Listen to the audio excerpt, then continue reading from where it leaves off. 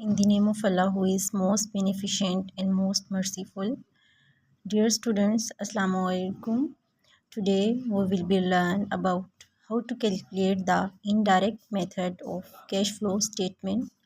The question is, Dana Stelling Incorporation had the following financial statements for 2022 and 2024.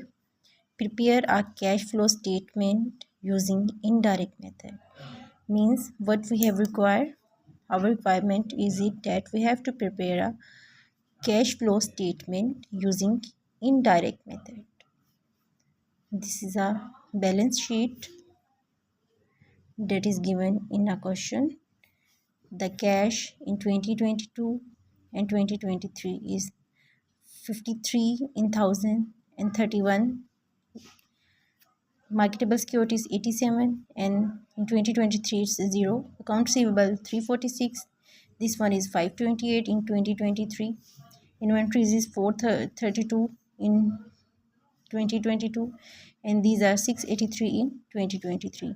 Why these are 2 years balance sheet? Because when we are preparing a cash flow statement, we are basically comparing two financial years, and then after deducting both of figures, we are write down the that figure in a cash flow statement. Likewise, these are current assets, these are net fixed assets of both year, liabilities and equities. These are liabilities and equities of 2022 and 23. Accounts payable are 413 and 627 respectively. Accrued expenses, these are bank borrowings.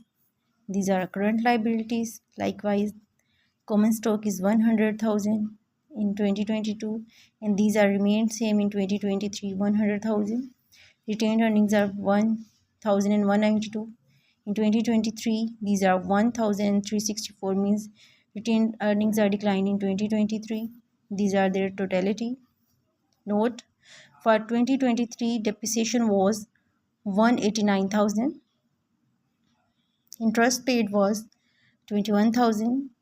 Taxes paid amounted to 114,000, and no dividend were paid. This was a question. Now we have to prepare the cash flow statement from these balance sheet of 2022 and 2023. Let's start with preparing a cash flow statement through indirect method. So first of all, you have to write down the name of your company. Then you have write down the name of the statement. As we are preparing the cash flow statement, we have write down at there that this is a cash flow statement. Then you have to write down the year, means the year ended is in this question is December 31 2023. We have write down it at there. Cash flow from operating activities, as you know, from following the format, we are write down the all figures. First of all, in indirect method, we account for our net income.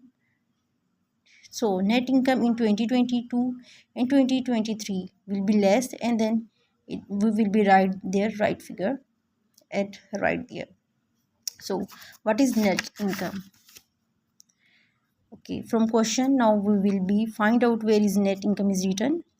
So net income is written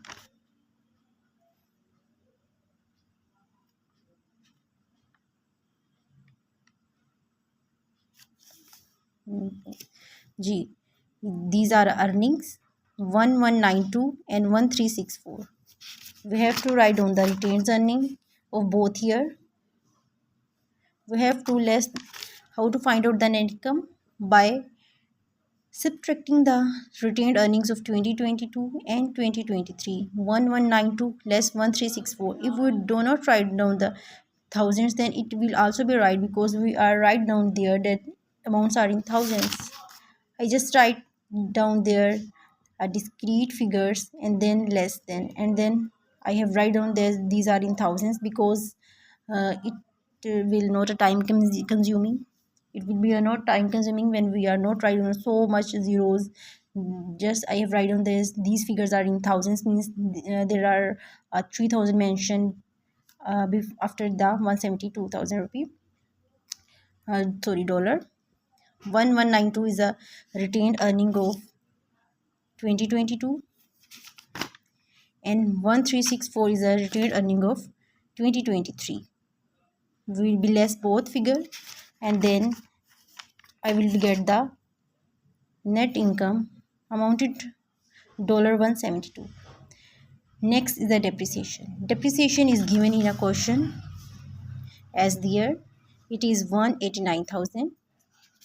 I have write down at there 189,000. I have written at there. You can write down 1000 if you want, but I have not write down at there. I have write down mention at there that all the figures are in thousands.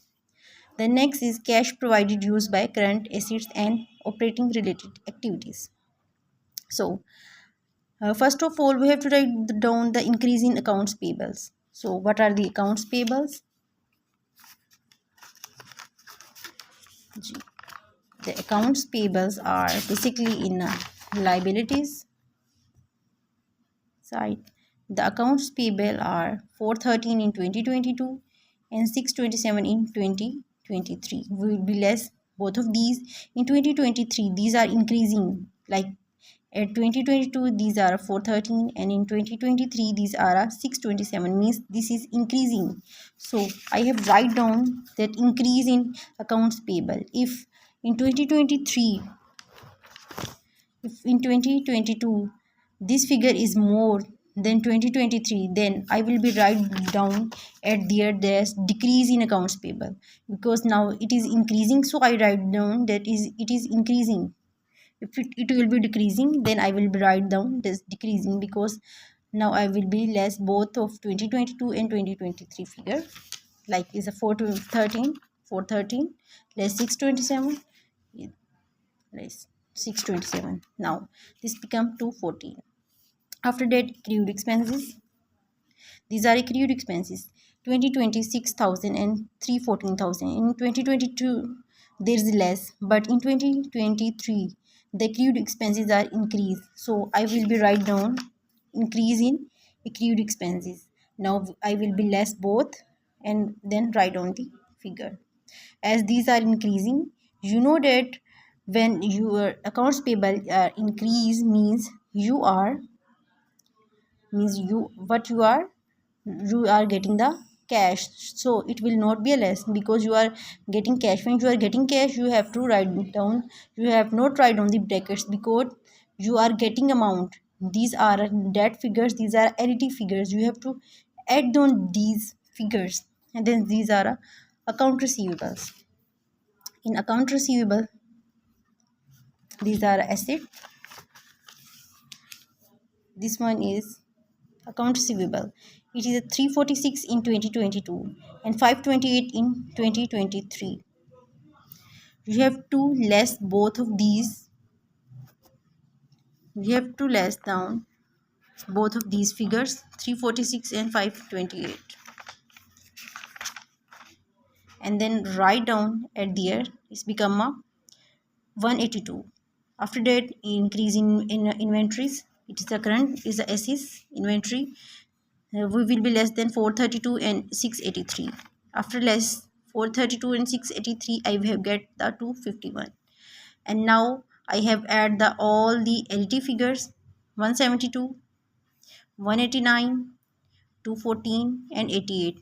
First I have add these. When I have add these, I get the 663, and now I will be less the bracket figure, means the cash that is out, 182 and 251. I will be less from 663. Now I get 230. It's a 230, that is a net cash providing or using by operating activities. Now we will be moved now